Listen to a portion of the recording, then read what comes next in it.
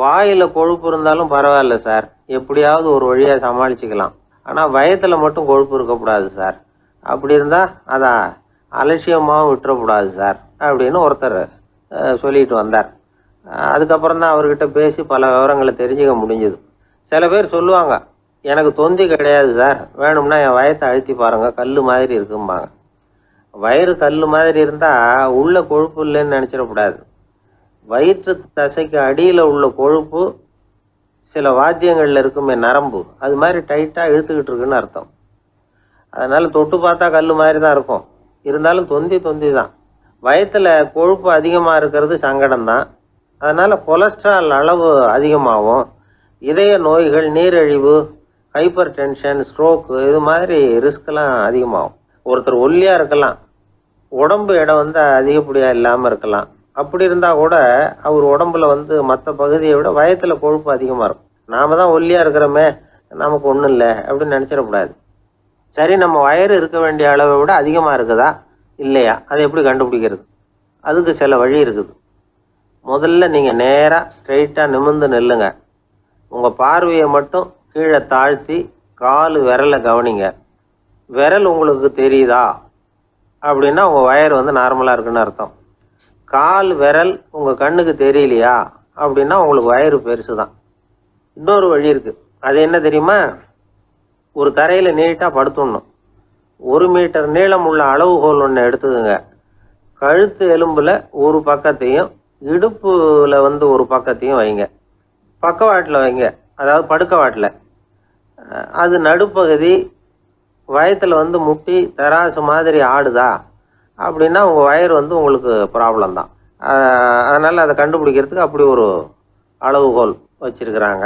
மருத்துவ அறிவியல் ரீதியா உங்களுக்கு தொந்தி இருக்குதா இல்லையான்னு கண்டுபிடிக்கிறதுக்கு ஒரு வழி இருக்கு.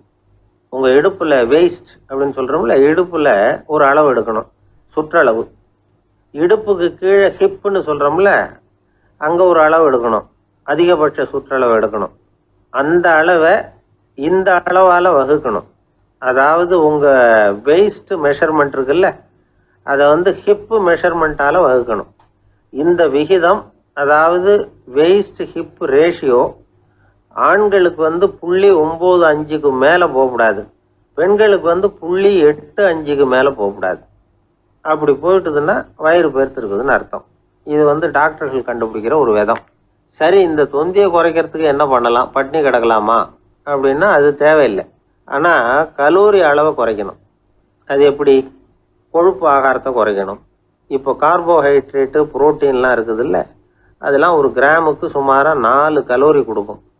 ஆனா கொழுப்பு ஒரு கிராமுக்கு 9 கலோரி கொடுக்கும். அதனால ஒரே அளவுள்ள ஆகாரங்கள்ல கூட கலோரி வித்தியாசம் இருக்குது. கலோரி அளவு குறைச்சலா கொடுக்கக்கூடிய ஆகாரம் சாப்பிடணும். தொந்தியை குறைக்கிறதுக்கு கடுமையான உடற்பயிற்சி தேவையா அப்படின்னு கேட்டா அதுவும் தேவையில்லையா. ஆகாரத்துல கொழுப்பை குறைச்சாவே போதும், மற்ற ஆகாரம் செரிக்கிறதுக்கு லேசான உடற்பயிற்சியே போதும். வயத்தை குறைக்கிறேன்னு சொல்லி சில பேர் உட்காந்து எழுந்திருப்பாங்க, அதுவும் தேவையில்லையா. அப்படிலாம் பண்ணி உங்களை கஷ்டப்படுத்திக்க வேண்டியதில்லை.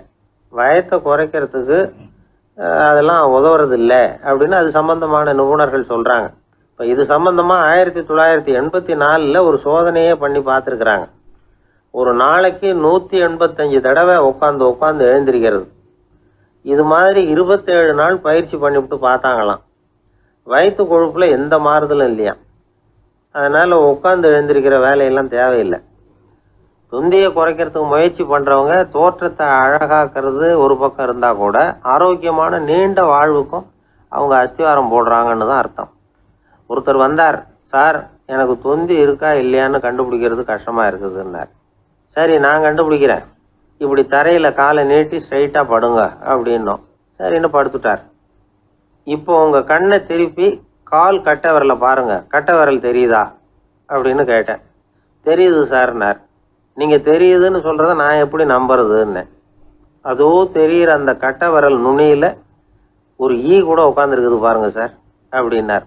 அப்படின்னா நீங்க பாக்குறது கட்டை விரல் இல்லை சார், உங்க மூக்கு நுனி, அங்கதான் இப்ப ஈ உட்காந்துருக்குது அப்படின்னோம்.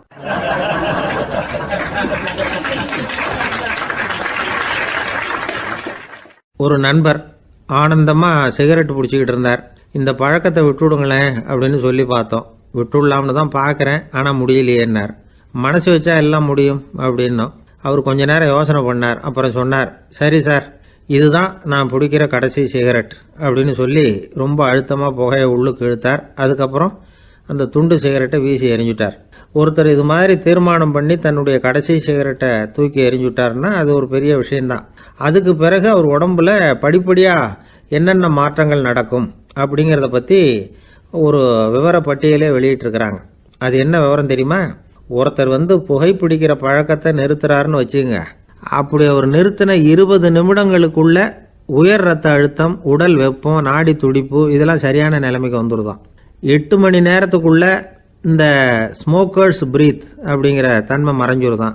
ரத்தத்தில் உள்ள கார்பன் மோனாக்சைடு அளவு குறையுதான், ஆக்சிஜன் அளவு கூடுதான், சரியான அளவுக்கு வந்துடுதான். ஒருத்தர் கடைசி சிகரெட்டை தூக்கி எறிஞ்சுட்டார்னா 24 மணி நேரத்துக்குள்ள மாரடைப்பு ஏற்படுறதுக்கான வாய்ப்பு குறைஞ்சுடுதான்.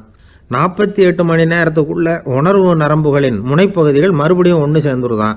அதனால நாக்கு சுவை உணர்வு, மூக்கின் முகரும் சக்தி இதெல்லாம் மேம்படுதான், நல்ல நிலைமைக்கு வந்துடுதான். சிகரெட்டை நிறுத்தின 3 நாளுக்குள்ள மூச்சு விடுறது சுலபமாயிடுதான். இப்படி அவங்க பட்டியல் நிறைய சொல்றாங்க. 2 அல்லது 3 மாசத்துக்குள்ள என்ன ஆகும் தெரியுமா? ரத்த ஓட்டம் மேம்படுது, நடக்கிறது சுலபமாயிடுது. நுரையீரல் கொள்ளளவு 30% அதிகரிக்குது. 1லிருந்து 9 மாசத்துக்குள்ள சுவாச குறைபாடுகள் நீங்குது. நுரையீரலில் இருக்கக்கூடிய இந்த அசுத்தம் வடிகட்டும் திசுக்கள் சரியா வேலை செய்ய ஆரம்பிச்சிருது. 1 வருஷத்துக்குள்ள இந்த இதய அழுத்த நோய்க்கான வாய்ப்பு பாதியா குறைஞ்சிருது.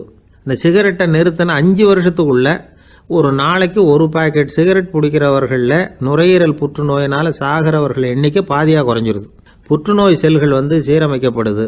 ஆக ஒருத்தர் புகைக்கிறத விட்டுணும்னு தீர்மானம் பண்ணி தன் கையில் இருக்கிற சிகரெட்டை இதுதான் கடைசின்னு சொல்லி தூக்கி எறிஞ்சுட்டா அதுக்கப்புறம் படிப்படியா இவ்வளவு நன்மைகளும் மாற்றங்களும் ஏற்படுறதாக இந்த அமெரிக்கன் கேன்சர் சொசைட்டி தெரிவிச்சிருக்குது.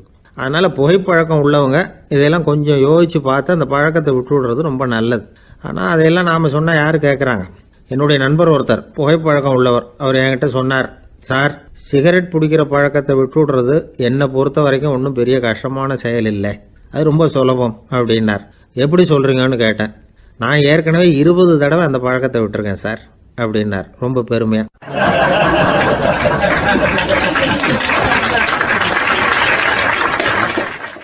இப்போ எப்படின்னா, ஒரு 600 வருஷத்துக்கு முன்னாடி மனுஷனுக்கு இருந்த நெருக்கடி இருக்கு பாருங்க. ஒரு 600 வருஷத்துக்கு முன்னாடி மனுஷனுக்கு எவ்வளவு நெருக்கடி இருந்ததோ அதுபோல் 40 பங்கு இப்போ அதிகமாயிட்டு தான் கண்டுபிடிச்சி சொல்லியிருக்கிறாங்க. அவ்வளவு நெருக்கடிக்கு மத்தியில் நாம் வாழ்ந்துக்கிட்டு இருக்கிறோம். ஒரு 600 வருஷத்துக்கு முன்னாடி என் தலையில் 1 கிலோ வச்சுக்கிட்டு நின்னேன்னு வைங்க, இப்போ 40 கிலோ வச்சுக்கிட்டு நிற்கிறேன். அப்படி ஒவ்வொரு மனுஷனுக்கும் வாழ்க்கையில் நெருக்கடி அதிகமாக போச்சு. இப்போ இந்த நெருக்கடியில் முன்னாடிலாம் யாரோ ஒருத்தர் தான் தியானம் பண்ணுவாங்க. தியானம்னா ஒருத்தர் 2 பேர் காட்டுக்கு போய் தியானம் பண்ணிகிட்டு இருப்பாங்க 600 வருஷத்துக்கு முன்னாடி. இப்போ வீட்டுக்கு வீடு தியானம் நடக்குது. ஏன்னா அந்தளவுக்கு வாழ்க்கையில் ஒரு நிம்மதி வேணும் அப்படின்னு சொல்லி பண்ணிட்டாங்க. அதுக்கு தான் இயற்கை கொடுத்துருக்கிற ஒரு இயற்கையான வைத்தியம்தான் சிரிப்புங்கிறது. இதை பற்றி பெரியவங்கள்லாம் இப்போ ஆராய்ச்சி பண்ணிகிட்டு இருக்கிறாங்க. சிரிப்புங்கிறது நாம் பிறந்து ஒரு 6 மாதத்தில் தான் முதல் தடவையாக விவரமாக சிரிக்க ஆரம்பிக்கிறோமா. நம்ம பிறந்து 6 மாதத்துக்கு, அதாவது முதல் தடவை சிரிக்க ஆரம்பிக்கிறது ஒரு 6ஆவது வாரம், 1.5 மாதத்தில் தான் குழந்தை விவரமாக சிரிக்க ஆரம்பிக்குது. அப்புறம் அப்படியே சிரிக்க ஆரம்பிக்கிறோமா. அதெல்லாம் இப்போ கணக்கு எடுத்துருக்குறாங்க. ஒரு குழந்தை ஒரு நாளைக்கு 200 தடவை சிரிக்குதான் ஒரு குழந்தை. பெரியவங்கள்லாம் 15 தடவை சிரிக்கிறாங்களாம். 200 தடவை சிரிச்சுக்கிட்டு இருந்த நாம் அப்படியே குறைஞ்சி 15 ஆகிட்டு. அதனால தான் இருதய நோயெல்லாம் வருது, ஹார்ட் அட்டாக்லாம் வருதுன்னு கண்டுபிடிச்சிருக்கிறாங்க. 200 சிரிப்புக்கு அது இயல்புத்தன்மை, மனுஷனுடைய இயல்புத்தன்மை சிரிக்கிறது. அதுக்கு ஜோக்கே தேவைப்படாது. ஆனால் இப்போ காலங்காலமாக நாம் என்ன போதிக்கப்பட்டு வந்திருக்கிறோம்னா, சிரிப்புங்கிறது ஒரு பாவமான செயல். ஒரு முதலாளிக்கு முன்னாடி தொழிலாளி சிரித்தா மரியாதை குறைச்சல், ஒரு கணவனுக்கு முன்னாடி மனைவி சிரித்தா மரியாதை குறைச்சல், அது மாதிரி ஒரு வாத்தியாருக்கு முன்னாடி பையன் சிரித்தா மரியாதை குறைச்சல், ஒரு ஆஃபீஸருக்கு முன்னாடி பியூனு சிரித்தா மரியாதை குறைச்சல், இப்படின்னு சொல்லி சிரிப்புங்கிறது ஏதோ மரியாதை குறைவான செயல்னு காலங்காலமாக நாம் போதிக்கப்பட்டு வந்திருக்கிறோம். இப்போ மரபு ரீதியாகவே அந்த சிரிப்பு நம்மகிட்ட சிறைப்பட்டுருக்குதான், அடங்கி போச்சு. அந்த சிறைப்பட்டிருக்கிற சிரிப்பை வெளியில் கொண்டு வர்றதுக்கு தான் ஜோக்குன்னு ஒரு சாவியை போட வேண்டியிருக்கு. வேறு இந்த ஜோக்குக்கும் சிரிப்புக்கும் சம்மந்தம் இல்லை. அதை ஏற்கனவே இருக்கிறத வெளில கொண்டு வரதுக்கு ஒரு சாவி மாதிரி உபயோகப்படுதுன்னு இப்போ அதை பற்றி ஆராய்ச்சி பண்ணுறவங்களாம் சொல்கிறாங்க. ஏன்னா சிரிப்புக்கு ஜோக்கு தேவைப்படாது. இப்போ ஒரு குழந்தை தொட்டிலில் படுத்துருக்குன்னு வைங்களேன், குழந்தை தொட்டிலில் இருக்குது, அது முகத்துக்கிட்ட போய் ஒரு கிளுகிழுப்பை ஆட்டுங்க சிரிக்கும். அந்த கிளுகிழுப்பை சத்தமே சிரிக்க வைக்கிறதுல அதுதான் மனுஷனுடைய இயல்புத்தன்மை. அது என்ன ஜோக்கா? அது சத்தம். ஒரு கிளுகிழுப்பையை கொண்டு போய் குழந்தை முகத்துக்கிட்ட ஆட்டினா சிரிக்குதே, அதுதான் இயல்புத்தன்மை. அதே கிளுகிழுப்பையை ஒரு தாத்தா மூஞ்சிக்கிட்ட ஆட்டுங்க, கோவம் வந்துடும், அடிக்க வருவார். என்னடா விளையாட்டு இது அப்படிமாரு. ஏன்னா அவர் சிரிச்சுக்கிட்டு இருந்தவர், அப்படி இருந்தவர் ஒரு காலத்தில். ஒரு கிளுகிழுப்பைக்கு சிரித்தவர் ஒரு காலத்தில் இப்போ கோவப்படுறாருன்னா அந்த அளவுக்கு நம்ம மாறி போயிட்டே வந்துக்கிட்டு இருக்கிறோம். அதனால் அந்த இயல்புத்தன்மை மாறாமல் இருக்கணுங்கிறது ரொம்ப முக்கியம். அதுக்காக எல்லோரையும் குழந்தையாக்க முடியாது. மனுஷன் எல்லோரும் இனிமேல் வயசுங்கிறது கூட ஆகிட்டே தான் இருக்கும். அதுக்காக குறைச்சிக்கிட்டே போக முடியாது. அதுக்கு யாராவது மருந்து கண்டுபிடிச்சாதான் உண்டு. ஆனால் ஒருத்தர் மருந்து கண்டுபிடிச்சாராம், சொல்லுவாங்க. ஒரு டாக்டர் ஒரு மாத்திரை கண்டுபிடிச்சாராம். ஒரு மாத்திரை சாப்பிட்டா ஒரு வயசு குறையும், ஒரு மாத்திரை சாப்பிட்டா ஒரு வயசு குறையும் அப்படின்னு ஒரு மாத்திரையை கண்டுபிடிச்சிருக்காரு. ஒரு பாட்டி அம்மா, 90 வயசு பாட்டி, அது போயிருக்கு. அதே டாக்டர்கிட்ட போய், ஐயா எனக்கு ஒரு பாட்டில் மாத்திரை கொடுங்க, இந்த வயசு குறையிற மாத்திரை அப்படின்றது. அவர் ஒரு பாட்டில் கொடுத்தார் மாத்திரை. பாரும்மா பாட்டியம்மா, ஒரு மாத்திரை சாப்பிட்டா ஒரு வயசு குறையும், எடுத்துகிட்டு போகணும்னு கொடுத்துருக்காரு டாக்டர். இந்த 90 வயசு பாட்டி எடுத்துகிட்டு வீட்டுக்கு வந்துட்டு மறுநாள் அதே டாக்டர்கிட்ட போயிருக்கு. 30 வயசு பொண்ணாக போச்சான். 30 வயசு பொண்ணாக மாறி அதே டாக்டர்கிட்ட போயிருக்கு. இடுப்பில் ஒரு கை குழந்தை, அது சட்டை கிட்ட போடாமல் கெட்டவரில் வாயில் வச்சுட்டு உட்காந்துருக்கு.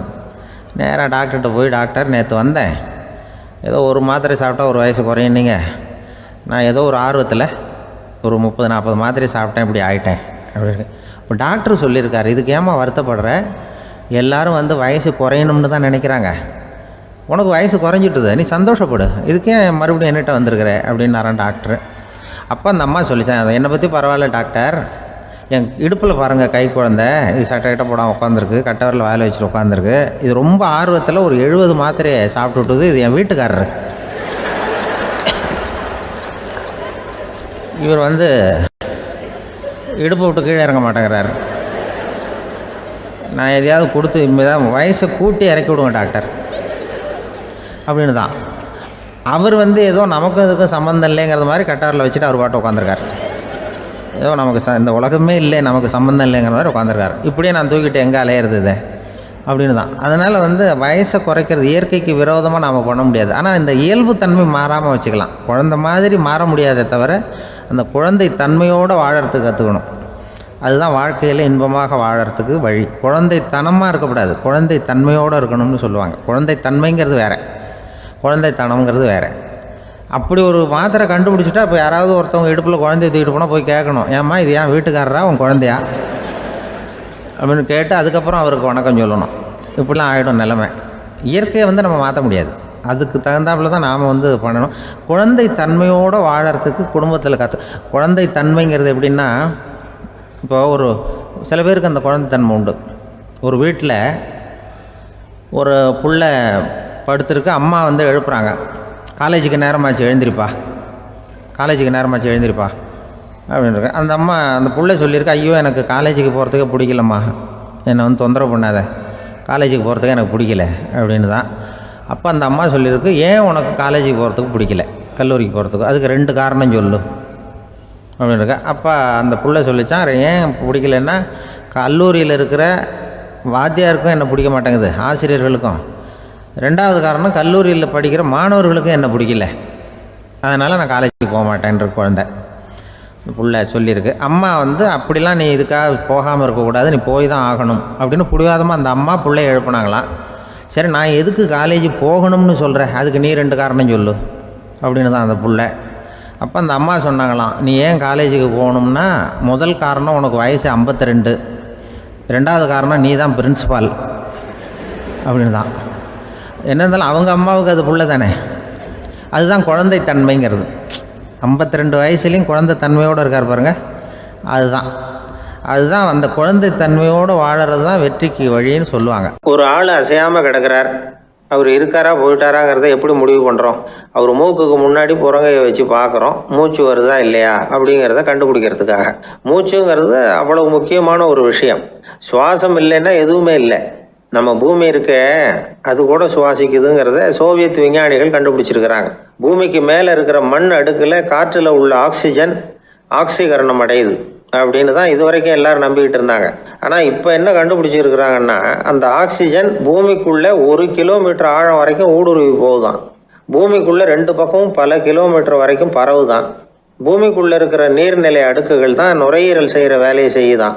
நம்ம உடம்புல நுரையீரல் இல்லைன்னா ஒன்றும் நடக்காது. ஒரு மரத்தை தலைகீழாக தொங்க போட்டால் எப்படி இருக்கும் அப்படி யோசிச்சு பாருங்கள். அப்படி தான் இதுவும் நுரையீரலும் அப்படி தான் இருக்கும். வலது பக்கம் ஒன்று, இடது பக்கம் ஒன்று. வலது பக்கம் நுரையீரல் கொஞ்சம் பெருசாக இருக்கும். நுட்பமான நரம்பு குழாய்கள் அதில் இருக்கும். கோடிக்கணக்கான நுண்ணிய குழாய்களை வச்சுக்கிட்டு தான் அது வேலை செய்யுது.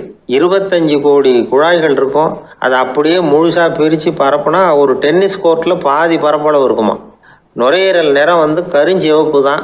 புகை அதிகமாக உள்ளே போச்சுன்னா அது கருப்பாயிடுது. காற்றுல உள்ள பிராணவாயுவை இது இழுத்து எடுத்துக்கிட்டு ரத்தத்தை சுத்தப்படுத்துகிற முக்கியமான வேலையை இது செய்யுது. அசுத்த காற்றை வெளியில் அனுப்பி வச்சுருது. ஒருத்தர் வேகமாக ஓடி வரார், அவருக்கு மூச்சு இறைக்கும். பயங்கரமாக எதையாவது பார்த்து விடுறார், உடனே மூர்ச்சி ஆகிடுவார். இது மாதிரி சமயங்களில் வேறு எந்த தூண்டுதலும் இல்லாமல் நுரையீரல் தானாகவே இயங்கும். இப்படி ஒரு அவசியம் ஏற்படுறப்போ இயக்கத்தை தூண்டி விடுற முக்கியமான இணைப்பு மூளைக்கு கீழே முதுகு எலும்புக்கு மேற்பகுதியில் இருக்குது. அது உடனே சுவாசத்துக்கு அவசர உதவியை கொடுக்குது. இப்போ ஒருத்தர் பேசாமல் உட்காந்துருக்கார். இந்த சமயத்தில் அவருக்கு 1 பங்கு காற்று தேவைப்படுதுன்னு வச்சுக்கோங்க. அவர் எழுந்திரிச்சு நடக்கும் பொழுது 1.5 மடங்கு தேவைப்படும். ஓடினார்னா 3 மடங்கு தேவைப்படும். படுத்துருக்கிறப்ப 1/2 மடங்கு தான் தேவைப்படும். இதுக்கு நிமிஷத்துக்கு 16 தடவை மூச்சு விட்டாகணும். இப்படி சாதாரணமாக உள்ளே இழுக்கிற காற்று கொஞ்சம்தான் இருந்தாலும் இது மாதிரி 8 மடங்கு காற்றை உள்ளே இழுத்து வச்சுக்கிற சாமர்த்தியம் நுரையீரலுக்கு இருக்குதான். தண்ணி, நுண்கிருமிகள், ரசாயன பொருள் இப்படி எது உள்ளே போனாலும் நுரையீரல் சமாளிச்சுக்கும். 30 வருஷமாக விடாத புகை பிடிக்கிறவர் தொடர்ந்து உள்ளே அனுப்பி வைக்கிற புகையை கூட சமாளிக்குதுன்னா பார்த்துங்களேன். உள்ளே போகிற புகை நுட்பமான சுவாச முடிச்சுகளை அழிச்சுடுது. கறி புகை அது மேலே படிஞ்சு உபயோகம் இல்லாமல் பண்ணிவிடுது. ஆனாலும் தேவைக்கு அதிகமாக 8 மடங்கு கூடுதலாக சுவாச முடிச்சுகள் நம்ம உடம்புக்குள்ளே இருக்கிறதுனால சமாளிக்க முடியுது. சமாளிக்க முடியலன்னா சில சமயம் மூச்சு திணறும். அதை ஒரு எச்சரிக்கையாக எடுத்துக்கிட்டு புகை பிடிக்கிற பழக்கத்தை விட்டுடணும். அதுதான் நல்லது. ஆனால் அப்படி யார் விடுறது? இணை பிரியாத 2 நண்பர்கள் இருந்தாங்களாம். 2 பேரும் விடாமல் சிகரெட்டு குடிக்கிறவங்க. அதில் ஒருத்தன் செத்து போட்டான். இன்னொருத்தன் அதுக்கப்புறம் 2 சிகரெட்டாக குடிக்க ஆரம்பித்தானான். ஏன் இப்படி பண்ணுறேன்னு கேட்டிருக்காங்க. நான் ஒரு சிகரெட்டு தான் குடிக்கிறேன், செத்து போன என்னுடைய ஃப்ரெண்டு இருக்கானே செத்து போனவன், அவனுக்காக இன்னொரு சிகரெட்டு குடிக்கிறேன் அப்படின்னு நானான். இது ரொம்ப ஆபத்து, விட்டுடு அப்படின்னு சொல்லியிருக்காங்க. சரின்னு ஒத்துக்கிட்டான். ஆனால் அதுக்கப்புறமும் ஒரு சிகரெட் வீதமாக குடிச்சிக்கிட்டே இருந்தான். சிகரெட்டு பழக்கத்தை நீ இன்னும் விடலையான்னு கேட்டாங்களாம். அந்த பழக்கத்தை நான் எப்போவோ விட்டுட்டேன், இப்போ நான் குடிக்கிறது என் ஃப்ரெண்டுக்காக அப்படின்னு நானான். இவங்கெல்லாம் எப்படி திருந்துறது?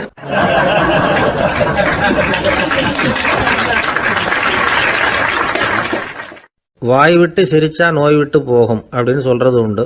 அது என்ன வெறும் அலங்காரத்துக்காக சொன்ன வார்த்தையா, இல்லை அர்த்தத்தோடு சொன்ன வார்த்தையா அப்படின்னு யோசிச்சா அதில் நிஜமாகவே அர்த்தம் இருக்குதுன்னு தான் தெரியுது.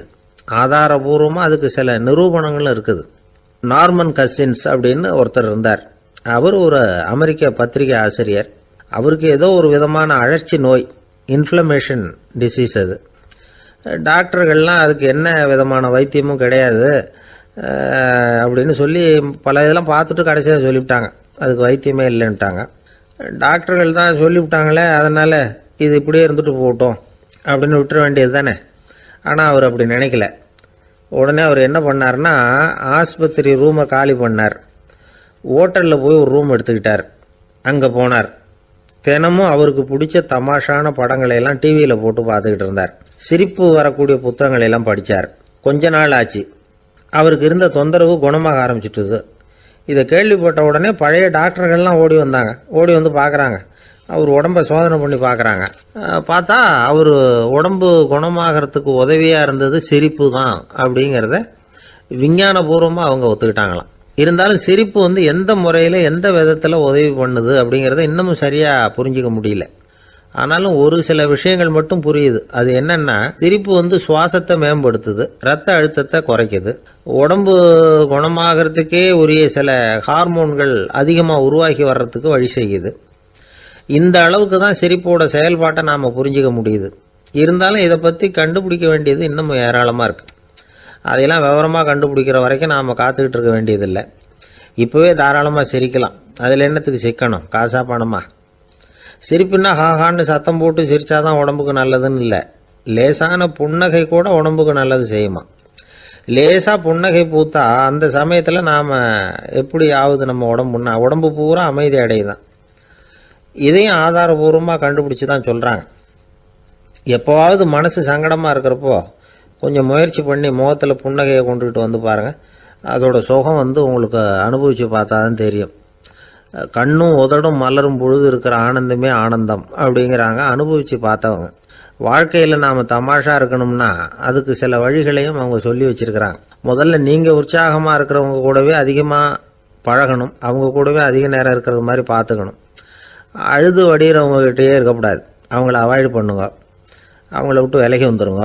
உங்கள் முன்னாடி இருக்கிறவர் எப்பவும் மூஞ்சியை தொங்க போட்டுக்கிட்டே இருக்கிறவராக இருந்தால் கொஞ்ச நாளில் உங்கள் முகமும் அப்படியே ஆகிடுமா. ஜாக்கிரதையாக இருக்கணுமா. ரெண்டாவது, எடுத்ததுக்கெல்லாம் சீரியஸ் ஆகிடக்கூடாது. எதையும் நிதானமாக யோசிக்கணும். அடுத்தவங்க நம்மளை மதிக்கணுங்கிறதுக்காக நாம் பகட்டாக நடந்துக்கிறதுக்கு ஆசைப்படக்கூடாது. உங்களுக்கு பிடிச்ச தமாஷான வீடியோ படங்கள், புத்தகங்கள் இதையெல்லாம் லிஸ்ட்டு போட்டுக்கிட்டு முடிஞ்ச அளவுக்கு வாங்கி சேர்த்து வீட்டுக்குள்ளேயே ஒரு லைப்ரரி உண்டாக்கிக்கலாம். ஒரு பெரிய பிஸ்னஸ்மேன், ரொம்ப வெற்றிகரமாக பிஸ்னஸ் பண்ணுறவரான். அவர் எப்படின்னா அடிக்கடி ரயிலில் பிரயாணம் பண்ணுறப்போ நியூஸ் பேப்பரை வச்சுக்கிட்டு ரொம்ப சுவாரஸ்யமாக படிச்சுக்கிட்டே போகிறான். நியூஸ் பேப்பரில் அப்படின்னு சுவாரஸ்யமான விஷயம் அப்படின்னு எட்டி பார்த்தா அதுக்குள்ளே ஒரு காமிக் புஸ்தகத்தை வச்சுக்கிட்டு படிச்சுக்கிட்டு இருப்பாரான். என்னங்க அப்படின்னு கேட்டால், என் மனசு லேசாக இருக்கிறதுக்கு இது ரொம்ப உதவியாக இருக்குது அப்படின்னு பாரான். அது ஒரு பக்கம் இருக்கட்டும். சிரிப்புன்னா எல்லா விதமான தமாஷும் உடம்புக்கு நல்லதுன்னு நினச்சிடக்கூடாதான். ஜேம்ஸ் கரோல் அப்படிங்கிற அமெரிக்க உளவியல் நிபுணர் என்ன சொல்கிறார் தெரியுமா? அடுத்தவங்களை குறை சொல்கிறது, கேலி பண்ணுறது, நையாண்டி பண்ணுறது, இது மாதிரியான நகைச்சுவையெல்லாம் நல்லது செய்கிறது இல்லைங்கிறார் அவர். அடுத்தவங்களை தொந்தரவு பண்ணாத ஜோக்குகள் தான் எப்பவும் நல்லது. யாராவது ஜோக்கு சொன்னால் தாராளமாக சிரிக்கணும். ஒருத்தர் வந்தார், இன்னொருத்தரை கூட அழைச்சிக்கிட்டு என்கிட்ட காட்டினார். அவர் தன்னுடைய முகத்தை ரொம்ப சீரியஸாக வச்சுக்கிட்டு இருந்தார். என்னங்க விஷயம் அப்படின்னு விசாரித்தோம். வந்தவர் எங்களை பார்த்து சொன்னார், சார், இவர் கூட ஒரு பெரிய ப்ராப்ளம்னார். என்னன்னு, ஏதாவது ஒரு ஜோக்கு சொன்னால் உடனே சத்தம் போட்டு சிரிக்க ஆரம்பிச்சுடுறார் சார் அப்படின்னார். ஜோக்கை கேட்டுவிட்டு சிரிக்க ஆரம்பித்தா அது ப்ராப்ளம் இல்லையே அப்படின்னு சொன்னோம். சிரிக்க ஆரம்பிக்கிறது ப்ராப்ளம் இல்லை சார், ஆனால் அப்படி ஆரம்பிக்கிற சிரிப்பை அதுக்கப்புறம் நிறுத்தவே மாட்டேங்கிறார். நாள் கணக்கில் அது பாட்டுக்கு போயிட்டுருக்கு, அதுதான் ப்ராப்ளம் அப்படின்னார் அவர்.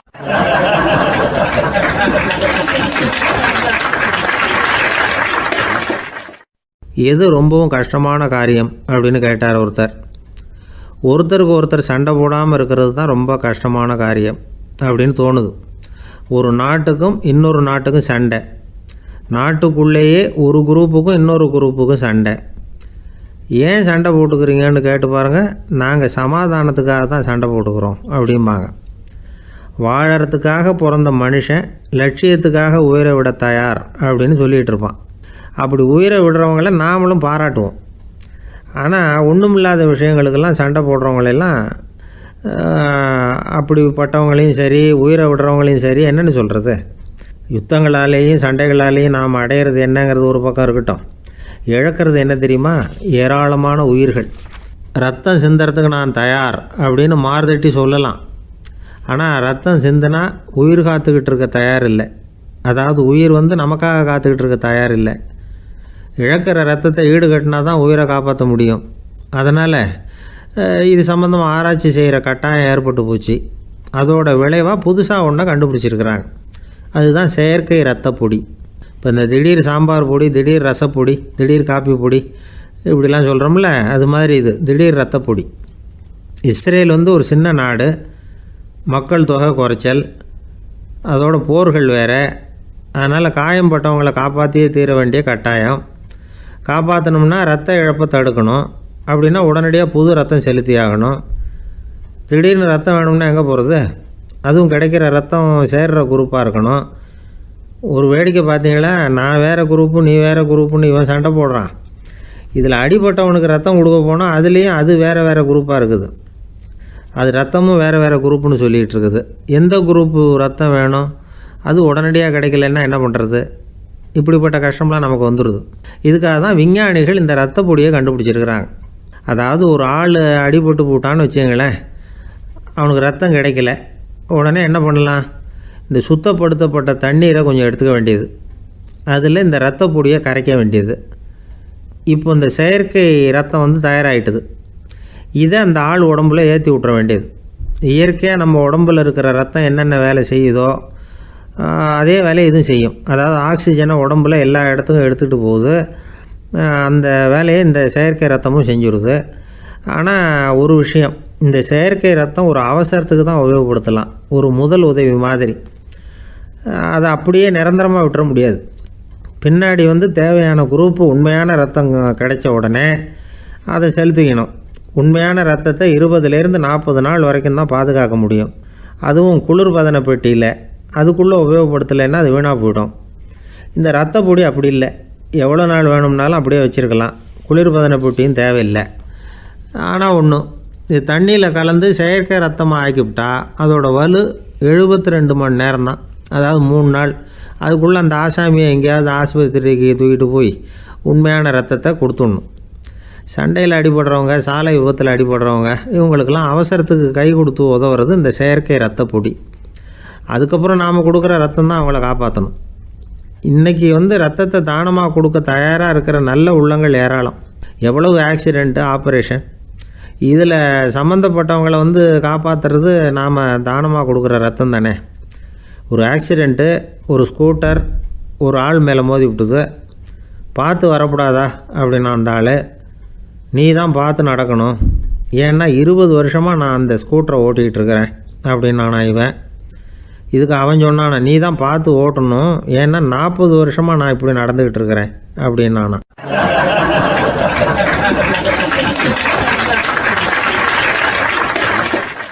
உலகத்தில் எது எதுக்கும் ஆராய்ச்சி கூடங்கள் இருக்குதுல்ல, அது மாதிரி தூக்கத்தை பற்றி ஆராய்ச்சி பண்ணுறதுக்கு ஒரு ஆராய்ச்சி கூடம் இருக்குது. அப்படி ஆராய்ச்சி பண்ணணும்னா அதுக்கு மூழ்கிக்கிட்டு இருக்கணும்ல. அதனால தான் அந்த ஆராய்ச்சி கூடம் இங்கே இல்லை, அமெரிக்காவில் பாஸ்டன் பல்கலைக்கழக மருத்துவமனையில் அது இருக்குது. அங்கே தூக்கத்தை பற்றி பல விதமான ஆராய்ச்சிகள் பண்ணிகிட்டு இருக்கிறாங்க. அந்த ஆராய்ச்சி கூடத்தில் இயக்குனராக இருக்கிற ஒரு நிபுணர், அவர் என்ன சொல்கிறார் தெரியுமா? உங்களுக்கு தூக்கம் வரலையா, நீங்கள் நல்லா தூங்குறதுக்கு தாராளமாக சில யோசனைகளை என்னால் சொல்ல முடியும் அப்படிங்கிறார். யோசனை தானே, காசா பணமாக கேட்டு வச்சுக்கலாமே. உணவு, மனநிலை, தூங்கும் இடத்தோட சூழ்நிலை, படுக்கைக்கு செல்கிறப்போ உள்ள பழக்க வழக்கங்கள், இது காரணமாக ஒருத்தருக்கு தூக்கம் வராமல் போகலாம். தூக்கம் வராததுக்கு இதுதான் காரணம்னா அதையெல்லாம் சுலபமாக கட்டுப்படுத்தலாங்கிறார் அவர். தூக்கத்தை வரவழைக்கக்கூடிய ஒரு நல்ல மருந்து உடற்பயிற்சி. ஆனால் ஒன்று, படுக்க போகிற நேரத்தில் இது மாதிரி உடற்பயிற்சிகள் எல்லாம் செய்யக்கூடாது. கொஞ்சம் முன்னாடி பகல்லையே இந்த பயிற்சிகளை செய்கிறது நல்லது. தூக்கம் வராமல் அவதிப்படுறவங்க பிற்பகல் நேரங்களில் காஃபி, டீ இது மாதிரி பானங்களை சாப்பிடக்கூடாது. மது அருந்துறது கூட தூக்கத்தை பாதிக்கும். வெது வெதுப்பான நீரில் குளிக்கிறது, தியானத்தில் ஈடுபடுறது, ஓய்வாக இருக்கிறது, படுக்கிறது, அதாவது படுக்கிறதுக்கு முன்னாடி ஒரு கோவலை பால் சாப்பிட்றது, இதெல்லாம் வந்து தூக்கத்தை வந்து வரவழைக்கிறது ரொம்ப உதவியாக இருக்கும். இன்னொரு விஷயம் என்னென்னா, தூங்கி ஆகணுமேங்கிற கவலை வேண்டியதில்லை. அப்படி நினச்சி கவலைப்படுறதை விட்டுடணும். தூக்கம் வரலையா, உடனே படுக்கையை விட்டு எழுந்திரிக்க வேண்டியது. வெளியில் வாங்க, வேறு ஏதாவது வேலையில் ஈடுபடுங்க, கொஞ்சம் நேரம் உலாவுங்க, அல்லது ஏதாவது ஒரு புஸ்தகத்தை எடுத்து படிங்க. களைப்பு ஏற்பட்டால் மறுபடியும் படுக்கைக்கு போங்க, தூக்கம் தானே வந்துடும். ஒரு விஷயத்தை மட்டும் நல்லா ஞாபகத்தில் வச்சுக்கணும், படுக்கைக்கு போகிறப்போ உங்கள் மற்ற எல்லா பிரச்சனைகளையும் மறந்துடணும். அது எப்படி சார் முடியும், அந்த நேரம் தானே எல்லா பிரச்சனையும் வரிசையாக ஞாபகத்துக்கு வருது அப்படின்னு நாம் நினைக்கலாம். ஆனால் பழக்கத்தில் அதை நாம் மாற்றிக்க முடியும். கொஞ்சம் முயற்சி பண்ணணும், அவ்வளோதான். இது எல்லாமே ஆராய்ச்சி பண்ணி பார்த்துட்டு அந்த நிபுணர் சொல்கிற கருத்து தான். இன்னொரு விஷயமும் அவர் சொல்கிறார். அது என்னென்னா, உடல் கோளாறு காரணமாக தூக்கம் வராமல் அவதிப்படுறவங்களுக்கெல்லாம் இந்த யோசனைகள் சரியாக வராது அப்படிங்கிறார். அதுக்கெல்லாம் மருத்துவ சிகிச்சை கொடுத்து தான் சரி பண்ணணும். சில பேருக்கு நடு ராத்திரியில் மூச்சு திணறல் ஏற்பட்டு தூக்கம் வராமல் போயிடும். ஊரெல்லாம் தூங்குறப்போ தான் மட்டும் தூங்காமல் மூழ்கிட்டு இருக்கிறது, ஊரெல்லாம் மூழ்கிட்டு இருக்கிறப்போ தான் மட்டும் தூங்குறது, இது மாதிரி கோளாறுகளால் சில பேர் பாதிக்கப்படலாம். கால் தசை முறுக்கிக்கிறதுனால சில பேருக்கு அடிக்கடி விழிப்பு வரலாம். மன அழற்சி காரணமாக சில பேருக்கு தூக்கம் வராது. இது மாதிரி கோளாறுகளுக்கெல்லாம் அதுக்கு தகுந்த மாதிரி சிகிச்சை கொடுத்து தான் சரி பண்ண வேண்டியிருக்கும். எந்த கோளாறும் இல்லாமல் தூக்கம் வரலைன்னா ஆரம்பத்தில் சொன்ன முறைகளை கடைபிடிச்சு பார்க்கலாம். தூக்கம் வந்ததுன்னா யோசனை சொன்ன அந்த நிபுணருக்கு நன்றி சொல்லலாம். ஒருத்தர், ஏன் சார் பஸ்ஸில் தூங்குறது கெட்ட பழக்கமானு கேட்டார். இல்லையே, நான் கூட பஸ்ஸில் போகிறப்ப தூங்கிட்டு தானே போவேன் அப்படின்னார் இன்னொருத்தர். அப்புறம் ஏன் என்ன டிரைவர் வேலை வேணாம்னு வீட்டுக்கு அனுப்பி வச்சுட்டாங்க அப்படின்னாராம் அவரு.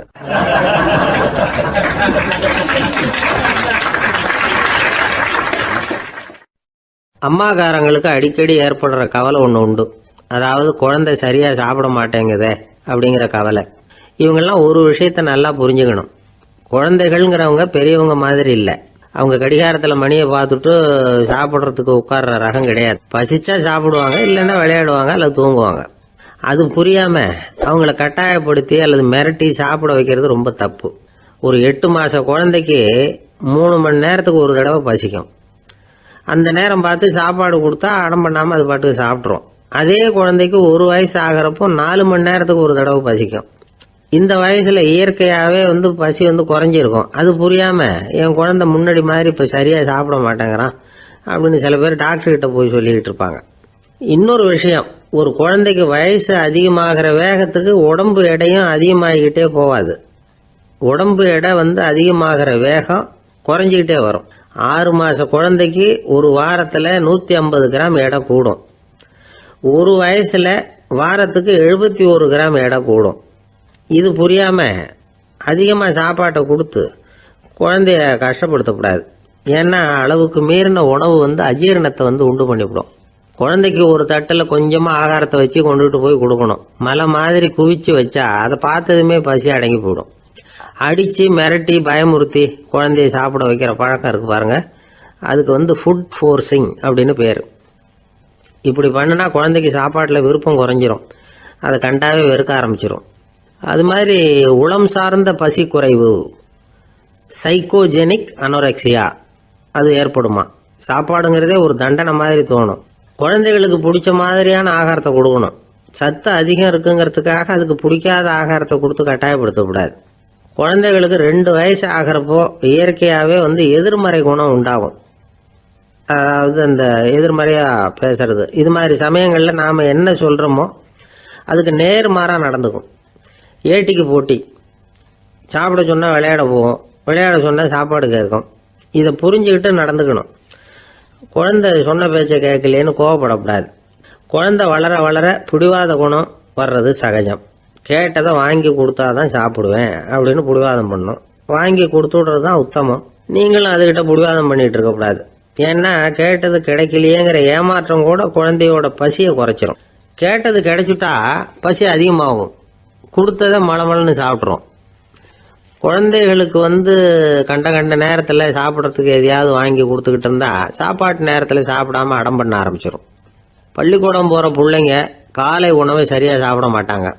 அச்சம், அவசரம், பரபரப்பு இதெல்லாம் தான் காரணம். பள்ளிக்கு புறப்படுறதுக்கு ஒரு 3/4 மணி நேரத்துக்கு முன்னாடியே சாப்பாடு போட்டுருங்க, அது சரியாக போடும். படிக்கிற குழந்தைகள் உடல் சோர்வு, மனச்சோர்வு இது காரணமாக கூட சாப்பிட மறுக்கிறது உண்டு. இப்போ உதாரணமாக சாயந்தரம் விளையாடி விட்டு வீட்டுக்கு வந்ததும் சாப்பிட சொன்னால் வேணாம்பாங்க. இது உடல் சோர்வு. ரொம்ப நேரம் வீட்டு பாடங்களை செஞ்சு முடித்த கையோடு சாப்பிட சொன்னாலும் அவங்களால சரியாக சாப்பிட முடியாது. இது உளச்சோர்வு, அதாவது மனச்சோர்வு. இதை தவிர குழந்தைகளுக்கு உடல் நலக்குறைவு ஏற்பட்டால் கூட சாப்பிட மறுக்கிறது உண்டு. சில மருந்து மாத்திரைகள் கூட பசியை குறைச்சிரும். அதனால் சரியாக தெரிஞ்சுக்கிட்டு குழந்தைகளை சாப்பிட வைக்கணும். அது புரியாமல் கையில் சாப்பாட்டு தட்டை வச்சுக்கிட்டு குழந்தைகளை விரட்டிக்கிட்டு அலையக்கூடாது. ஒரு சின்ன பையன் சொன்னான், எங்கள் அம்மா சாப்பாடு போடுறது தெரிஞ்சால் நான் உடனே வீட்டை விட்டு வெளியில் ஓடி போடுவேன் அப்படின்னா. ஏன் அப்படி பண்ணுறேன்னு கேட்டோம். எங்கள் அப்பா கூட அது மாதிரி தான் சார் பண்ணுவார் அப்படிங்கிறான்.